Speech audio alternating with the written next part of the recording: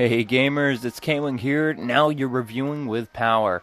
I hope you guys had a terrific Christmas, and I want you to know that this review has been in production for about a year now. Chrono Trigger was supposed to be my 100th review spectacular, but due to Nintendo and Square-enix releasing it on the Nintendo DS, my plans changed a lot. In the planning stages, this review was going to be about 30 minutes, then 30 became 35, then 38, then 40, then 45. Now it is 48 minutes. Booyah! I know it's pretty lengthy, but it is by far the pinnacle of my work. I want you guys to know too that I have taken my time with this review, and it should be not only fun, but groundbreaking too. I hope you guys enjoy the opening anime to build up anticipation for this review, and if you want to hear my lovely voice again, then just skip ahead to 258.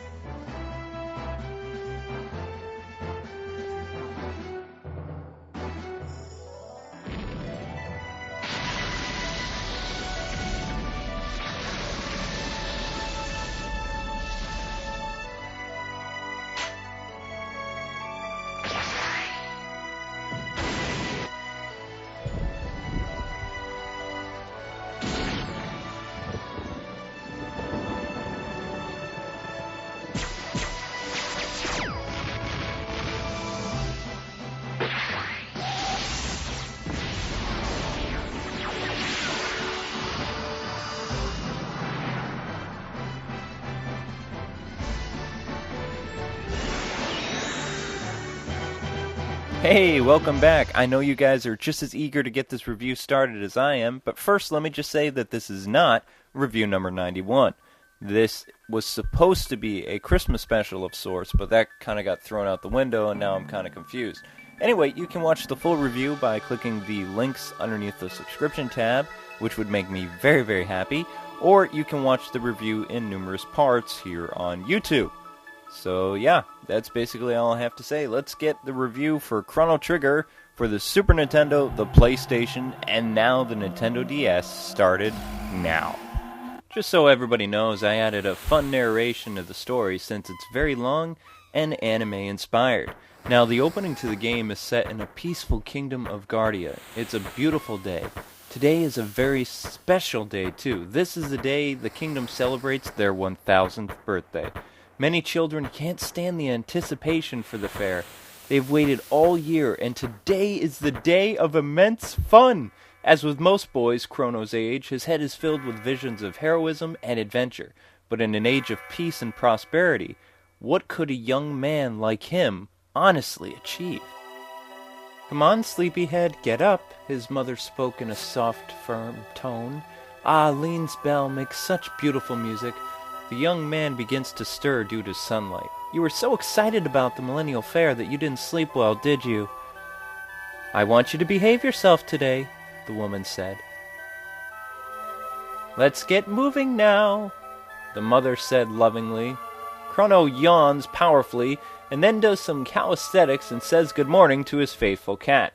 After heading downstairs, his mother informs Chrono that he promised to see Luca reveal her new invention today, which makes him hesitate at first, mainly because his friend's track record with him testing inventions doesn't always bode well for his safety.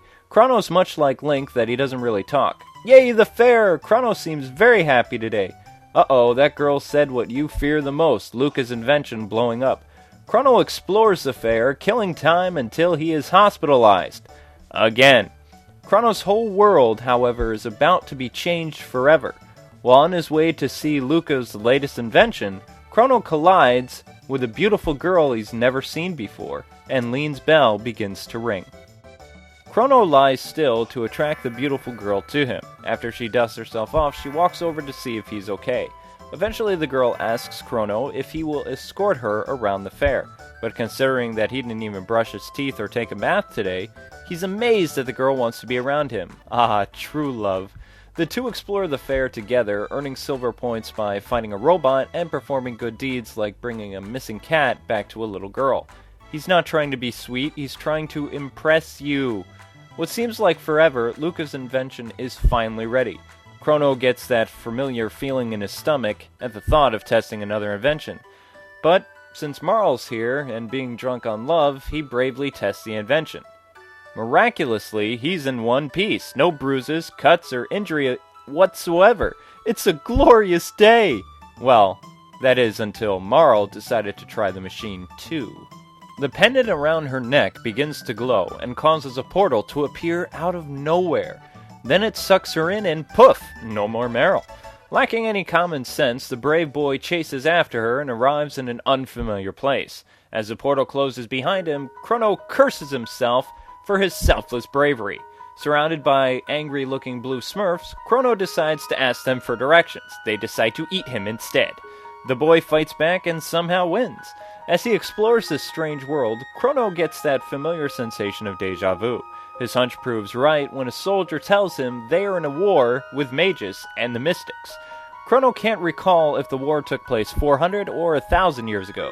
Sometimes sleeping in history class doesn't always pay off that well, does it? After making his way to the castle, Chrono is at first considered an enemy spy. Luckily, the queen orders them to stop. As Chrono looks at the queen, she reminds him of that girl he just met. The queen informs the guards that this young man is a friend of hers. The boy stands still and holds his tongue, and goes along with it. Once allowed to enter, the queen says that she wants to speak with him in private. The queen says that she is really Maro. She thanks you for coming after her and explains that the people of this world mistook her for the queen. She tells you that she wants to go home with you. Chrono's heart leaps for joy. Just as the two of you are about to leave, his bad luck creeps up on him like a hungry bear. The room suddenly begins to glow and Maro's eyes are locked in your gaze as she begins to fade in and out of existence. She screams out his name and looks at Chrono one last time with tears in her eyes. All that remains of the frightened girl is her pendant. By the time Chrono races to her, she is gone, nothing but a memory. Somehow Luca has arrived at the castle and then drops a bomb on him that Maro is Princess Nadia from the present, knowing it would take Chrono a while to piece it together. Luca explains that something must have happened to Queen Lynn, so Maro no longer exists. The two of you enter an old church and were ambushed by monsters, but are suddenly saved by a mysterious frog swordsman. The giant frogman asks Chrono and Luca if they are here to save the queen as well. Luca says she hates frogs. The creature gets the feeling the woman doesn't trust him, but he doesn't really care since he's here to save the queen at all costs. But saving the queen will lead to a grand adventure the likes Chrono has only dreamed about.